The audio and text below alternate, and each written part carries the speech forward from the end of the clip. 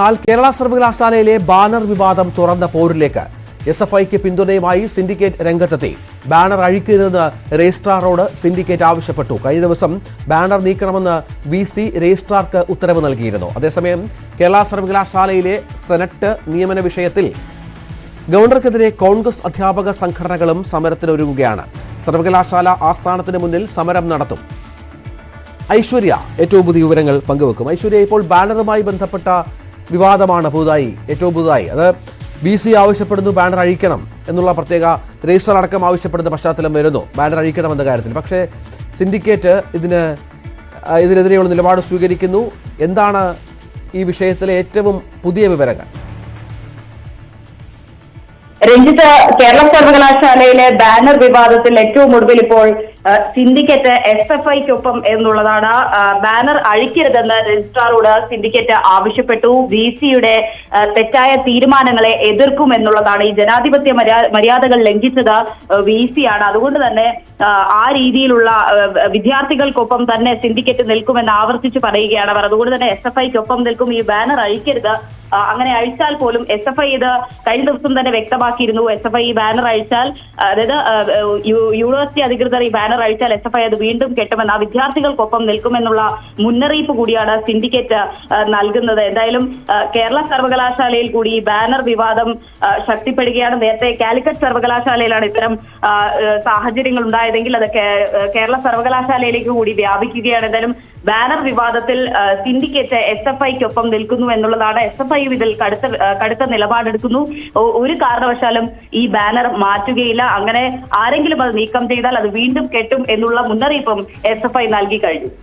ഇതിൽ ഗവർണർ ഈ വിഷയത്തിൽ ശക്തമായ നിലപാട് ഈ ബാനറുകളുമായി ബന്ധപ്പെട്ട് നേരത്തെ സ്വീകരിച്ചിരുന്നു. ഈ സർവകലാശാലകളിൽ അടക്കമുള്ള വിവിധങ്ങളായ പ്രശ്നങ്ങളിൽ ഇന്നലെ നമ്മൾ കണ്ടിരുന്നു പ്രതിഷേധം കാര്യമായി ഗവർണർക്കെതിരെ ഉണ്ടായില്ല. ഈ ബാനർ വിഷയം കൂടി ഗൗരവമായി എടുക്കുമോ? കൂടുതൽ നിർദ്ദേശങ്ങൾ ഗവർണർ ഓഫീസ് സർവകലാശാലകൾക്ക് നൽകേണ്ട സാഹചര്യമുണ്ടോ?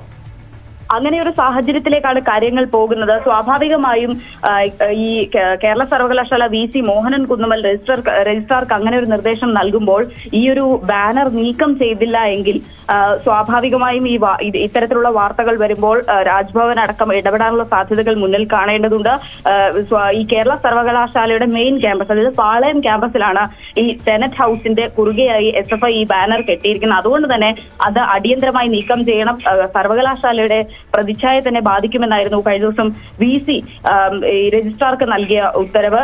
പക്ഷെ അത് ഇപ്പോൾ പാലിക്കപ്പെട്ടിട്ടില്ല എങ്കിൽ സ്വാഭാവികമായും രാജ്ഭവൻ ഇടപെടാനുള്ള ഒരു സാധ്യത കൂടി മുന്നിൽ കാണേണ്ടതുണ്ട്. ഒപ്പം ഈ കോൺഗ്രസ് അനുകൂല അധ്യാപക സംഘടനകൾ ഇപ്പോൾ ഗവർണർക്കെതിരെ സമരം പ്രഖ്യാപിച്ചിരിക്കുകയാണ്. ഇന്നലെ സുധാകരൻ, KPSC അധ്യക്ഷൻ, ഇന്ന് MM ഹസനൊക്കെ ഗവർണറെ ഈ നിയമന വിഷയത്തിൽ അനുകൂലിച്ചിരുന്നു. പക്ഷേ ഇന്ന് ഈ അധ്യാപക സംഘടനകൾ മുന്നോട്ട് വെക്കുന്ന പ്രധാനപ്പെട്ട ആവശ്യങ്ങൾ എന്തൊക്കെയാണ്? ഗവർണർക്കെതിരെയുള്ള പ്രതിഷേധം അവരും കൂടി ഏറ്റെടുക്കുകയാണോ?